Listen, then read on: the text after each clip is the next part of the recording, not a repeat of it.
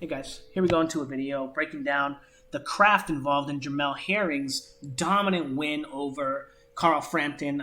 Very, very solid fighter.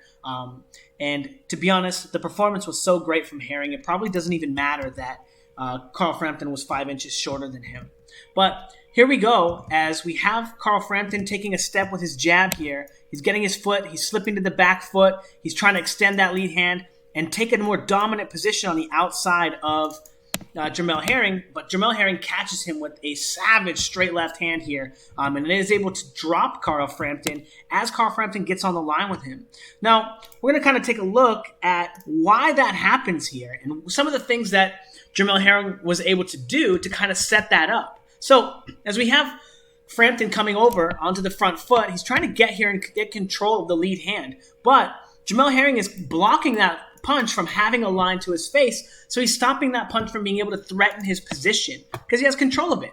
Now, as Carl Frampton looks to meet back on the line with the control, he puts his glove here, and Jamel Herring recognizes this, and he looks to actually make an attack on this timing as Carl Frampton meets on the line again. Now, he does notice that Carl Frampton gets feinted by the first punch and sits there for the second, and is able to land a solid left hand there.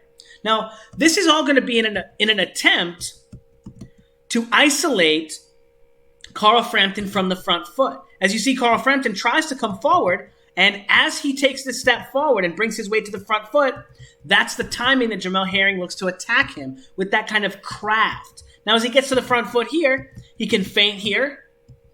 He can get to the front foot, feint again, and see how Carl Frampton is going to react, right? Get to the line, feint again, control him with the lead hand, and then sneak in an easy left hand to the body or to the head. Again, all off of this control that he exhibits on the line as he meets the line here, trying to keep a line away from his chin of Carl Frampton's lead glove. Now, Carl Frampton is making it very easy for Jamel Herring to control that lead hand by keeping it so low.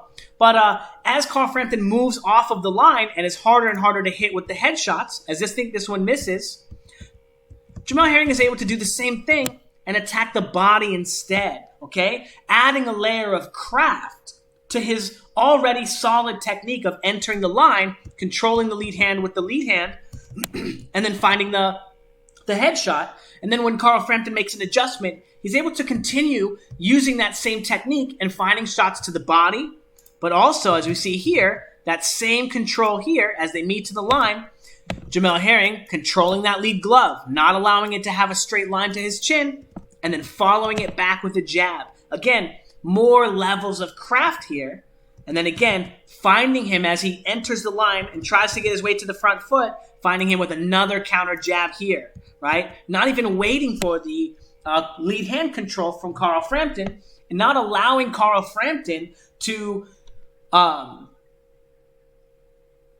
control his lead glove, right? Beating him to the position and beating him to the punch here. And again, continuing to go through there, right? Finding those punches off of that control, sitting down on his 1, 2, and just blasting Carl Frampton over and over again. And again, all in the timing that Carl Frampton is trying to control the lead hand, right? As Carl Frampton looks to control the lead hand, Jamel Herring is threatening his position, and then as Carl Frampton moves off the line to get away from the headshot, eating the body shot over and over again, and finally, Jamel Herring using that position with the body shot to find another opening with the pendulum step, right cross, right into Frampton's face. Now, as the fight continues to press forward, most of that stuff took place in the third round as Jamel Herring was getting control of Frampton. By the fifth round, he had all but had complete control over Frampton, as Frampton had a very difficult time getting his weight to the front foot and getting on the line with Jamel Herring.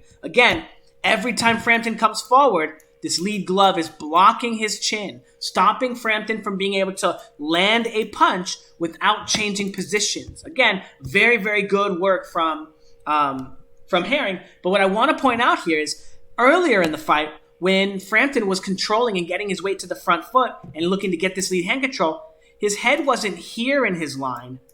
It was over here. It was over his front leg, and he had a very dominant position on the line. But now Frampton is having to find ways onto the line from farther out. As you can see here, having to enter the line so far out that he allows Jamel Herring to easily time him with these shots. Again, starting his control from so far away because Jamel Herring was so good with his right hands, he could find them, or his left hands, he could find them to the body or to the head.